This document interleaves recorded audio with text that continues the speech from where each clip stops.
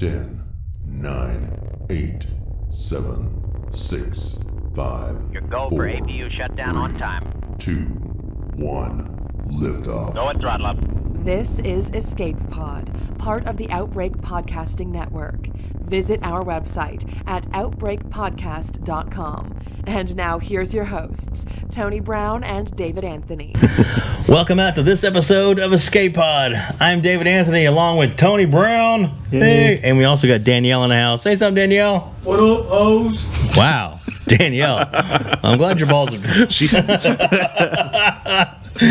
Tony, Hey. we're here with some special guests. Yeah. Okay, guys, introduce yourselves.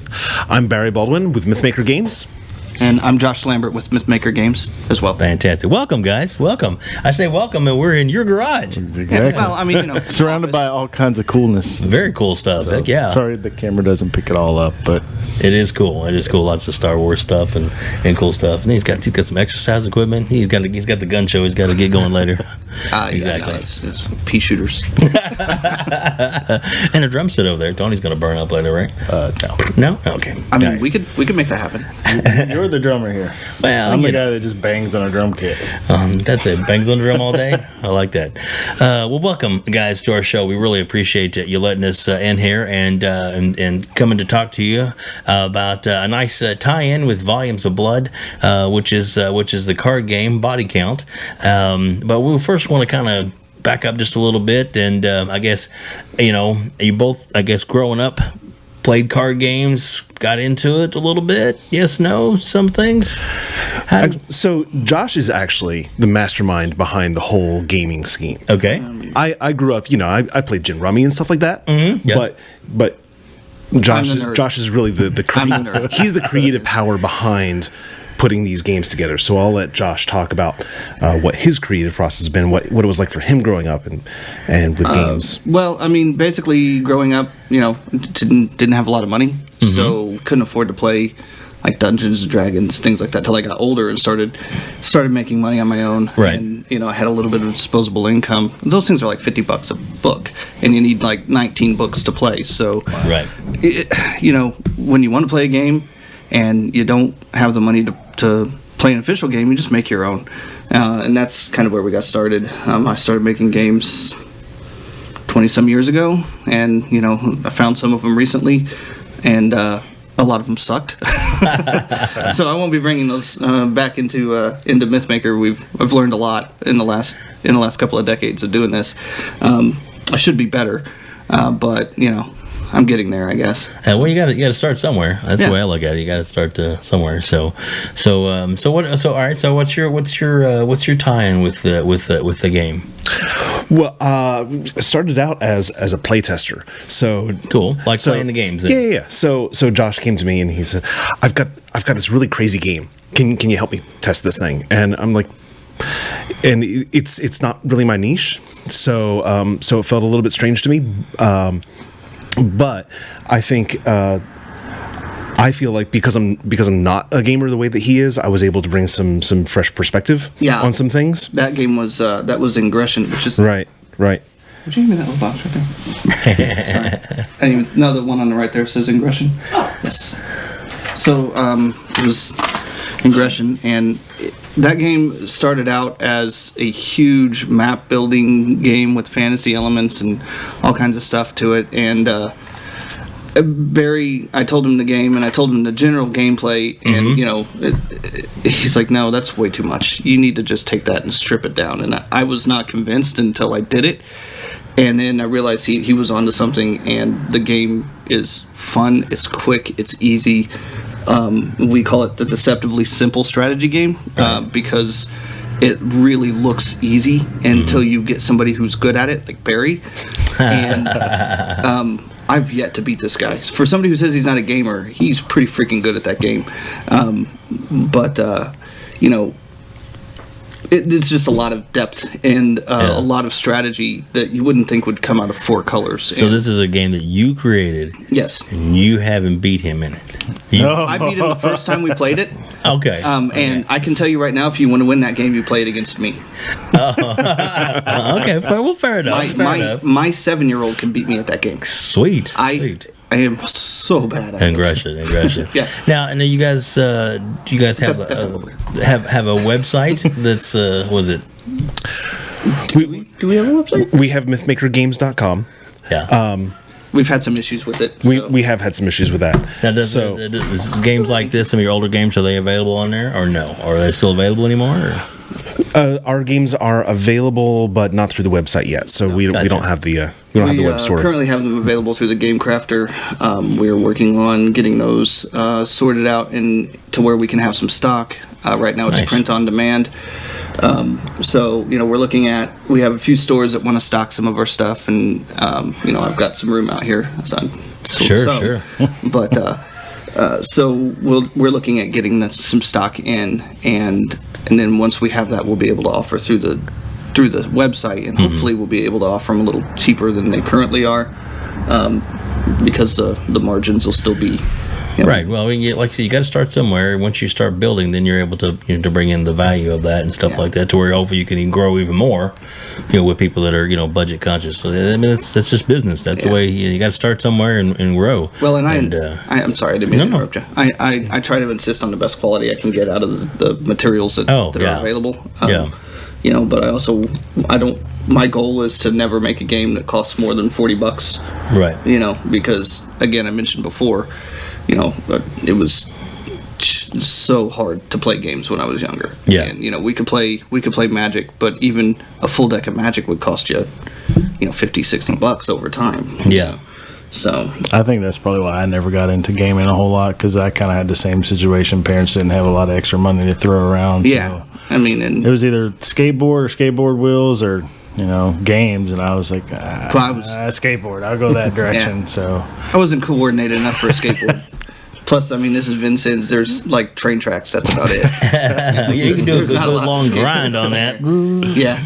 There you go. Cool. So, I guess you were testing some other early games and things, and then, so how, I guess, did you come up with the idea for a horror game first, or was it that you saw Volumes of Blood and then light went off? How did it come about for you to get in touch with PJ Sparks and Eric Huskisson? That happened at Tricon in 2015, I believe. Mm-hmm.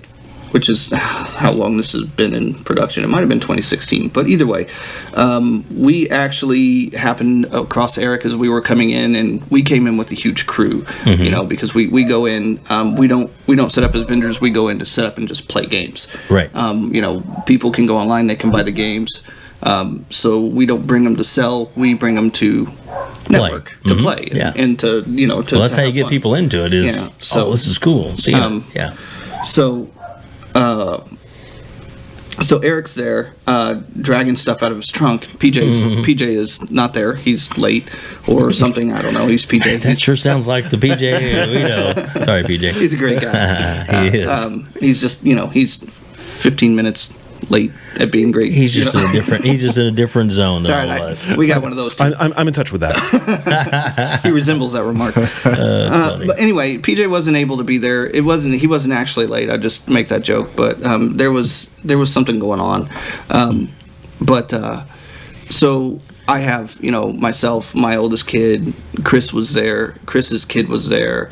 And there was somebody else with us, and we're walking in, and we've each got like one thing, and he's trying to haul all this stuff, and I'm like, "You need some help, dude." Yeah. So we helped him lug his stuff into Tricon, and then when they were setting up, they were setting up the Volumes of Blood, which was at that time the first one. They had shot the second one, or had just finished shooting it, and it wasn't out yet, though. It wasn't even like on DVD or VOD or anything yet. So I just kind of got to talking to him. Eric was a great guy, and I had a game called Kaiju Attack, which is still in development.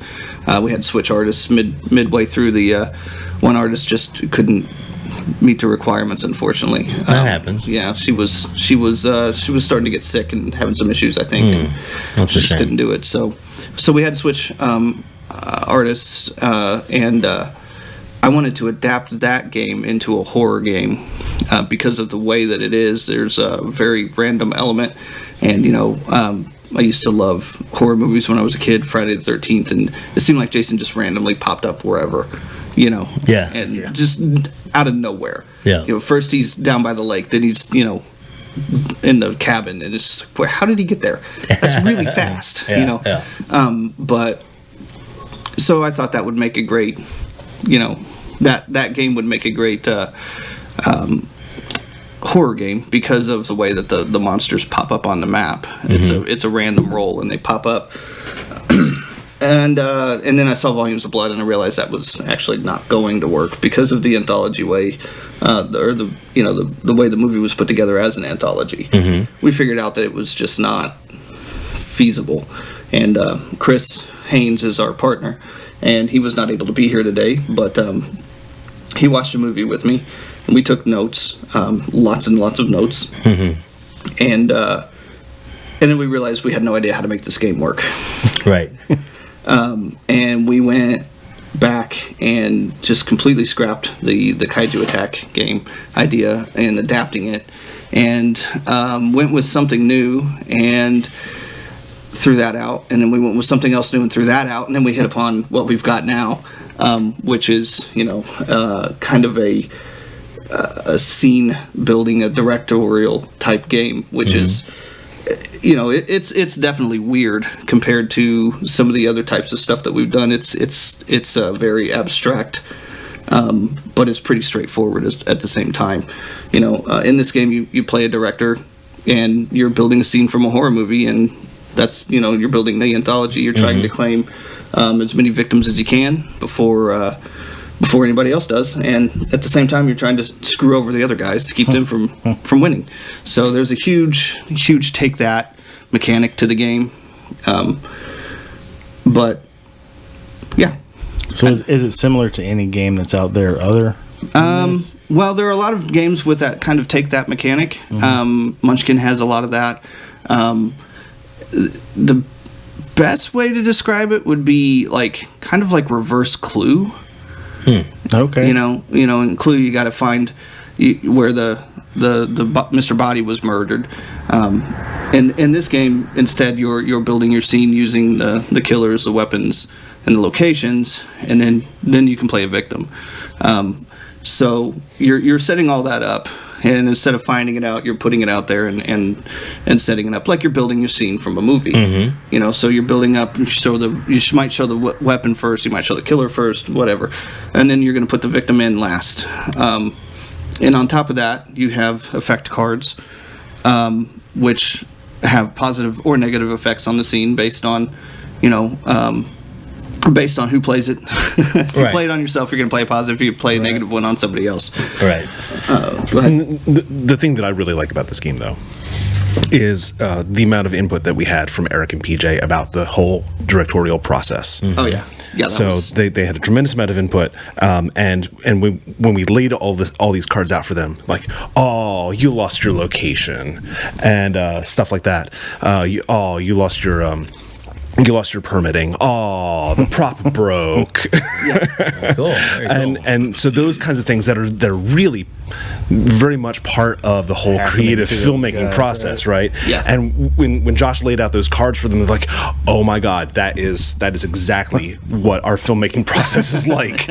We set everything up, we think we've got everything squared away, and then this one small thing fails, and that's breaks the holes. Right. And so capitalizing on that and turning that into a critical part of the gameplay. So Josh is building a scene, and I might have a card that I can throw that will make his scene fail in some way, and that just kind of adds the unpredictability of it. You think you've got everything lined out. You think you're good to go. You think I'm going to wrap this scene. I'm gonna win this thing, and then just out of nowhere, somebody has the card that can throw the wrench into your works. It's pretty exciting in that way, and you find out who your friends are real fast. Right. Yeah, they're the ones you don't want to kill after they screw you over. Right, exactly. That's hilarious. Now, so with that, with the PJ name, I guess their access, which you can see by looking at just the artwork on the front of the box. It's hey, there we go. we'll get even closer. Just back closer, Mr. Danell. You just leave that covered up my face. That'd be all right. like that right there. That's good. That's perfect. That's good. But yeah, it's. I mean, you got basically exclusive use of all images and logos and artwork and marketing design. You got access to all of that. Yeah, they really shared pretty well everything with us. Now, the artwork is based pretty heavily off the first movie because I had the game completely designed through the first movie, and then PJ's like, you want to see the second one and put it in there too? And I'm like, well, yeah. Sure. I mean, of course. So I got that, and then I actually just recently got the copy of Volumes of Blood. Horror stories, and I kept dropping hints. It was actually released on my birthday, and my wife would not buy it for me, so I had to buy it for myself. That's all right. There's the best extra in the world is in that one. Oh yeah, yep. Setting in a movie theater. Yeah, off the far right. That's the credit. You mean for your wife's credit, Danielle? There's a card that you guys may be on then. Oh really? Yeah. Oh, I'm pretty sure. We'll have to thumb through that here in a little bit just to see.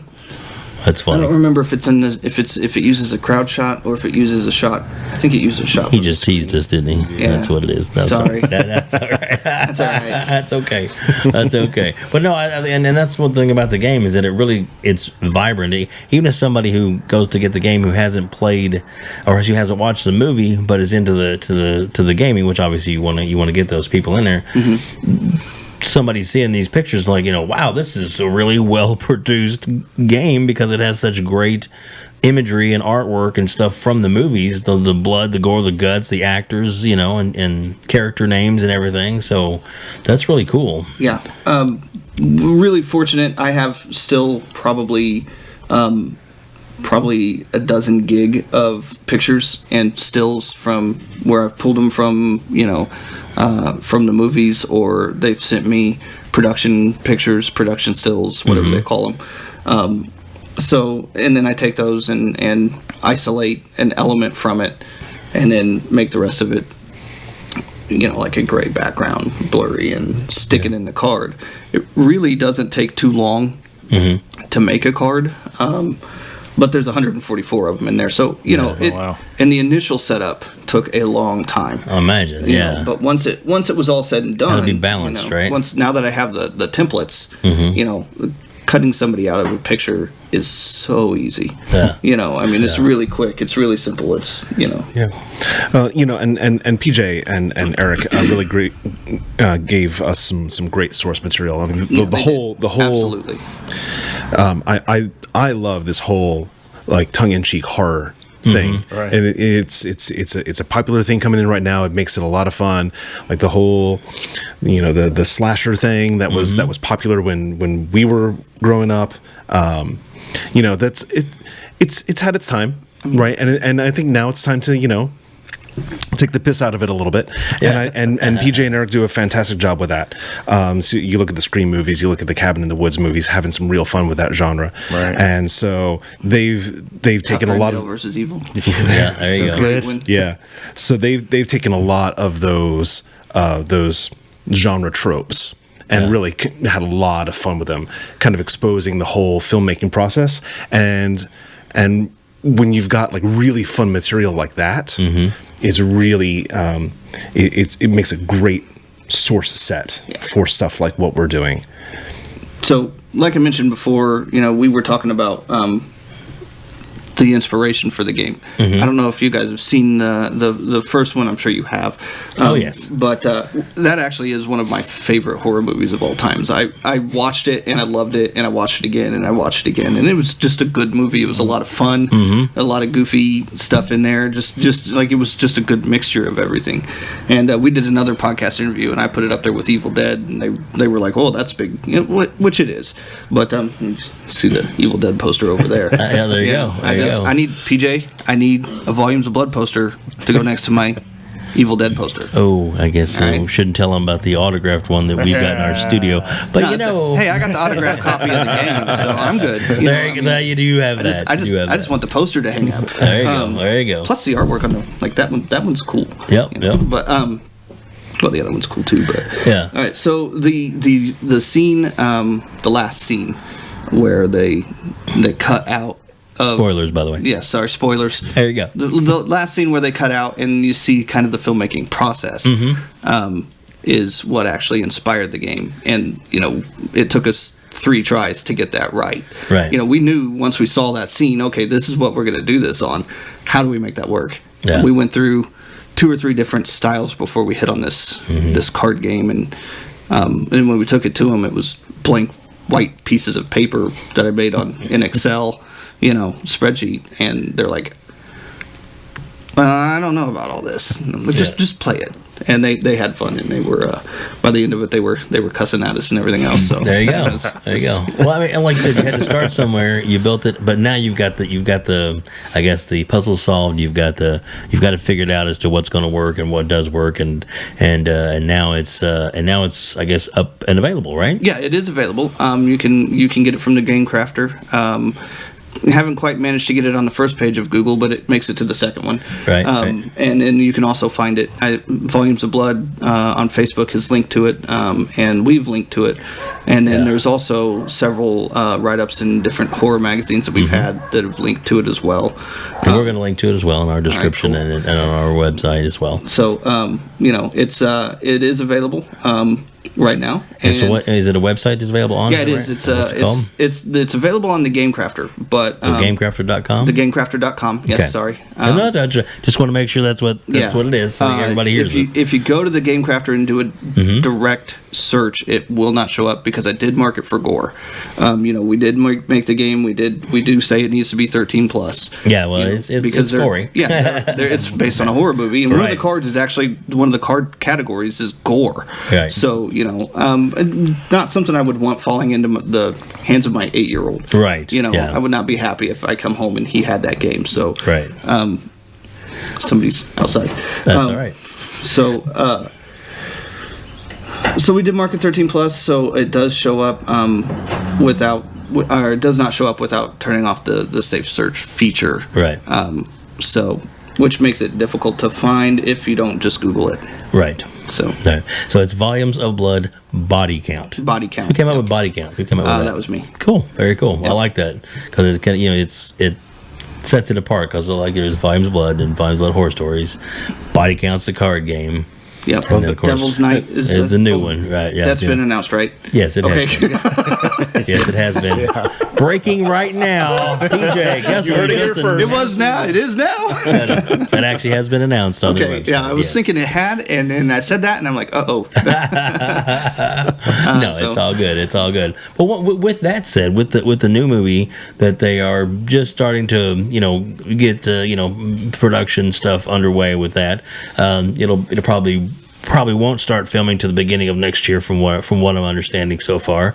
But you got to get the money and everything inside. You got to get this the actors and stuff lined up, and I know they're actually going to try and get probably at least one well-known name, if not more, for this new incarnation for the final trilogy closer, to go out in a big way. And yes, everybody knows that. But I guess with that said, it's like, so would that give you the opportunity to, as the game grows, to be like, now you can buy the expansion pack with Volumes of Blood 3 with the new card in it or something? That is the plan. From what I understand, the new movie will have some supernatural elements to it.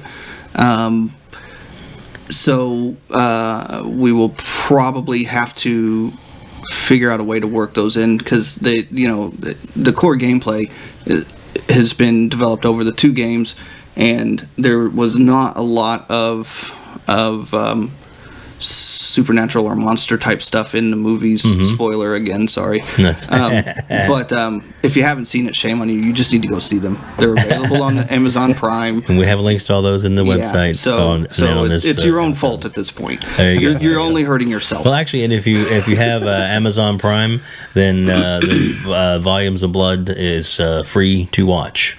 It is part of the inclusion. Both of them are, aren't they? Correct. Yeah. So both of them now are available to watch on Amazon Prime. So watch them if you got it. Yeah. So I noticed you guys put a time frame on how long the game will play down there. Yeah. Can you do it in less than an hour Yeah, Is it somebody if you're just somebody's that good at knocking other people out? We played a game. We did a gameplay at a game store here in town, and a guy went out on the first turn. Oh wow! Like he just got so absolutely ridiculously lucky with his hand. He had 7 cards. Yeah. And was able to put everything down. Who shuffled this deck? Nobody could stop him. Yeah. And it's just like, yeah, it's a fluke. It's going to happen. Right. But that is a fluke. But there are a couple components to it, right? So, I mean, part of it is you're dealing out cards. So there's a luck of the draw element to it. You have certain things that you can work with. I think a clever player can maximize how much they get out of a hand, but there's a heavy social element to it too, right? That unpredictability thing, who has what, who is planning on doing what, kind of plays into that too. But I think that Josh made some very good choices in setting up different styles of gameplay. So you can, like, the main intended gameplay is for you to wrap 3 scenes.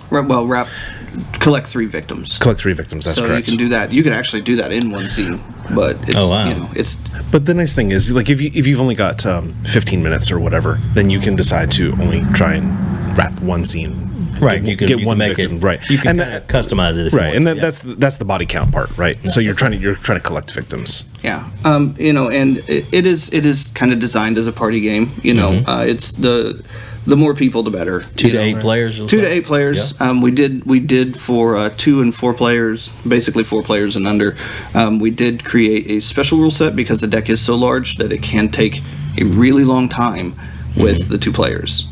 So we did send that off to another podcast, a gaming podcast, and that was one of the things that they sent back was, this takes a while. If it's 2 players, and I'm like, well, okay, that's easy to fix. So with those rules, we just you reduce the amount of cards, and you reduce the amount of cards that allow you to screw other people because there's only one other person. So if you got all these like 96 cards, there's not that many, but you got all these cards that allow you to mess somebody up, then it really slows down the gameplay. So it turns into a Monopoly nightmare of 3 hours later you're still going. Did you just say the M word? He said the M word. Oh, we did. Oh man, I'm out of here. Yeah, basically. I mean, it turns into a game of attrition, and it's basically who gets sick of seeing the other person first. But that's if we can neither confirm nor deny that making this into a drinking game could improve or diminish that. Yeah, we finally got to what Tony's all about. Sign me up. I want to play this game. I can say we did play this at a convention where some really blasted people came in and they were still able to play the game. So I mean, there's hope, Tony. Yeah, I mean, would it help a player if they had seen the movie at all, or can it be its own individual thing apart from having not seen the movie? So there's a concept in the game called synergy, which is in a lot of different types of games, and in those, and using synergy in the game means that you're using scenes from the same card, or cards from the same scene. Right, I get you. Yeah, so you're using cards from the same scene. So there's it's a bit spoilery. But it's not so bad that if you play the game and you go to watch the movie, I don't give away anything. We don't give away anything. And I say Chris Haynes was 100%, well, 50%. He was 100%, 50% responsible for this game. Fantastic. Yeah. So he is one of my he's our main play tester, and he had so much input in making this game happen, and so much of what works in the game was because he and I sat down over coffee. Well, he drank coffee, I drank something else. But he... Hence the drinking game. No, just kidding. It was Dr. Pepper. I don't... Right. Yeah. So, well, I mean, There's Dr. Pepper in there. No, it was straight Dr. Pepper. Half and half. We got it. We understand. Okay. We can go on. Poor guy. Wink, wink. Yeah. No. Anyway, we went and sat down, and we went back and forth over it. And his input was invaluable to making this game happen. But to answer your question, which I really did a horrible job of doing, no, you do not have to have seen the movie to enjoy the game. The game cards spell out what other cards have synergy with them. Okay. And so you might get some idea of what's going to happen in the movie, like what weapon is favored by what killer, you know. But, I mean, you can see that on the box cover. Right. Yeah. So there's nothing that's going to get spoiled. I tried very hard to avoid showing which victims would get killed where and when and by whom and all that stuff. So we really actively tried to avoid making a game that was just a big spoiler for the movies, because we want people to play the game and go, I'd like to see these movies. That's kind of the goal. And then we want people to see the movies on the other end and go, yeah, I'd like to play that game. Right. So, which, by the way, we did get featured in another thing that PJ produced, another movie that PJ produced. They were playing our game in the movie. I have yet to see it. So that's cool. That's very cool. Which one is that? I'm not sure. It's the Rocky Gray one. 1031? Oh, yeah. 16? Yeah, 1031-16. Yeah. Cool. So any plans for maybe doing a bundle pack where somebody can buy the movie and the game together? As of right now, I can't speak to that kind of stuff. We do have some stuff in the works with PJ and Eric, and it's pretty exciting, and if it goes through, it'll be really cool. But they are available through different distributors, and since we don't have stock right now, we really can't do that. Right. That I'm not gonna rule that out. You know? But if somebody wants the game and they order it, they'll get it pretty quick, right? Yeah. I mean, the print on demand process is a little slower than if we were to have stock. Sure, it's kind of like our T-shirts. Yeah, we print on demand. Yeah. So they'll spin it up and print it and then send it to you. Great. So it doesn't take all that much longer. Like a week or so, something like that. Yeah, it's like a week, maybe 2 weeks tops before it's printed and on its way to you. And then when it's on its way, it's priority mail, so it's like 2 days. So that's a perfect time for them to buy and watch the movie multiple times while they're waiting for the game. There you go. There you go. Or just bring it up on Amazon Prime or buy it. I mean, There you go. See. And I can neither confirm nor deny that playing the game while watching the movie and having it queued up and maybe having some interactive drinking components with that would be a real thing. I can neither confirm nor deny that. You're the game tester, so I'm assuming that you tested the hell out of that. There, that's another thing. Rewind that thing. No, cue up the thing. Yes, that one. I get to drink again. Yeah, he's just trying to figure out how to use synergy the best way. Yeah, that's what we call it. Exactly. Or being a lush. Maybe. But anyway. I mean, that too. I'm just kidding. It's its own form of synergy. There you go. There you go. Well, guys, we really appreciate you giving us the time to come in and talk about the game. One more time, where is it available? And of course, we'll have it listed below. But what's the address that they can purchase it from? The website is thegamecrafter.com. Just www.thegamecrafter.com. And then the game is Volumes of Blood Body Count. Again, the direct address is really long, and I don't remember it. That's okay. We'll have the shortcut up there, and we'll have the key thing is to remember that because this is 13 and up, right? This is kind of an R-rated game. Yeah. So you'll have to turn off your safe search in order to find the game. Yeah. It pops right up as soon as you turn it off and type in Volumes of Blood. We'll make sure that everybody has a link to be able to get to it through our website and also through the actual YouTube description below. So we'll get that direct links right there with it. Awesome. Thank you. Great. All right, guys. Thank you very much again for being on and talking about your game. We really appreciate it, and look forward to seeing you guys at the con. Thank you so much for inviting us. We are looking forward to it too. Oh, it's awesome. It's awesome. Tony, we are out of here. Woohoo! See ya. I'm going too. Bye. Awesome. Create your own vignette scene for Volumes of Blood. Body count. Scout your location. Find your killer. Choose your weapon. Once you have everything in place, all you need is a victim to add to your body count. In typical gameplay, the first person to accumulate 3 victim bodies in their body count is the winner. You may want to make your scenes as scary as possible and increase the fear value of your scene. Use gore cards to pump up the fear value even higher. To successfully wrap a scene, you have to declare the scene is a wrap. But the other directors are cutthroat and will do everything they can to stop your scene from wrapping. You can also lay down gore and effects cards to increase the total fear value of your scene. Each victim killed in a wrapped scene adds to your body count. At a table full of other ambitious cutthroat directors, it's produce the bodies or become one of them. Volumes of blood, body count.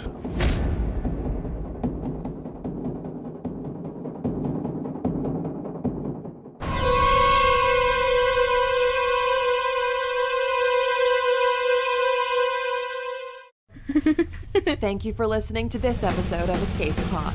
If you enjoyed it, please like the episode and subscribe to our YouTube channel. And if you would like to be a part of future podcasts, then email us at outbreakpodcast@gmail.com. And be sure to visit our website, outbreakpodcast.com, for more episodes, show notes, photos, and other podcasts on the Outbreak Podcasting Network. That's outbreakpodcast.com.